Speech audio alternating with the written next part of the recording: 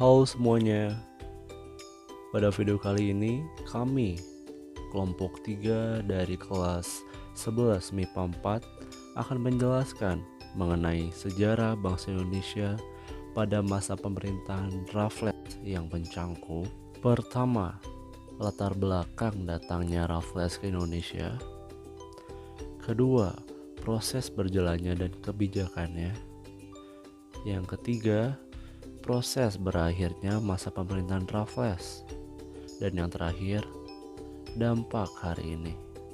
Sebelum menjelaskan mengenai latar belakang Raffles ke Indonesia, apakah kalian tahu siapakah Raffles itu? Nah, mari kita berkenal dahulu. Sir Thomas Stamford Pingley Raffles adalah Gubernur Jenderal Hindia Belanda yang terbesar. Ia adalah seorang warga negara Inggris. Apa sih latar belakang kedatangan Raffles ke Indonesia?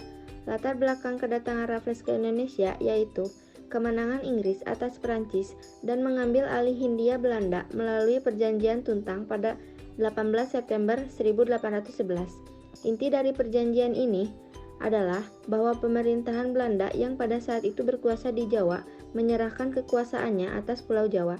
Nah, karena perjanjian ini, Inggris secara resmi berkuasa atas Jawa dan beberapa wilayah Hindia Belanda.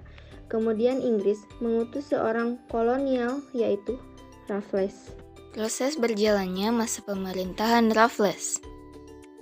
Dalam rangka menjalankan pemerintahannya, Raffles berpegang pada 3 prinsip. Pertama, segala bentuk kerja rodi dan penyerahan wajib dihapus, diganti oleh penanaman bebas oleh rakyat. Kedua, peranan para bupati sebagai pemungut pajak dihapuskan dan para bupati dimasukkan sebagai bagian-bagian pemerintah kolonial. Ketiga, atas dasar pandangan bahwa tanah itu milik pemerintah, maka rakyat penggarap dianggap sebagai penyewa. Dengan demikian, melalui kebijakan tersebut, Raffles berusaha untuk memajukan perekonomian tanah jajahan dan akan menguntungkan penduduk pribumi di Nusantara. Adapun kebijakan Raffles di Nusantara pada bidang ekonomi. 1. Memberlakukan sistem pemungutan sewa tanah dengan cara pemungutan pajak perorangan. 2. Mewajibkan petani membayar sewa tanah dalam bentuk uang. Ketiga, pemungutan pajak tanah untuk semua hasil penanaman sawah. Pada bidang pemerintahan. 1. Raffles membagi Pulau Jawa menjadi 18 karesidenan.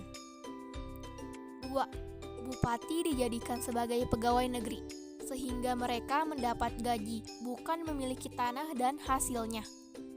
Ketiga, melarang adanya perbudakan. Bidang budaya. 1. Merintis pembangunan Kebun Raya Bogor. Kedua, menulis buku berjudul The History of Java. Ketiga, menemukan jenis bunga Rafflesia arnoldi di hutan pedalaman Bengkulu.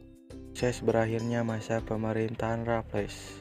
Penjajahan Inggris di Indonesia tak berlangsung lama karena di Eropa terjadi perubahan situasi Belanda dan Inggris, kemudian mengadakan Konvensi London 1814. Salah satu isi penting dari konvensi ini adalah bahwa Belanda mendapatkan kembali bekas wilayah kekuasaan di Nusantara. Dan secara resmi, penyerahan wilayah tersebut kemudian dilaksanakan pada tahun 1816.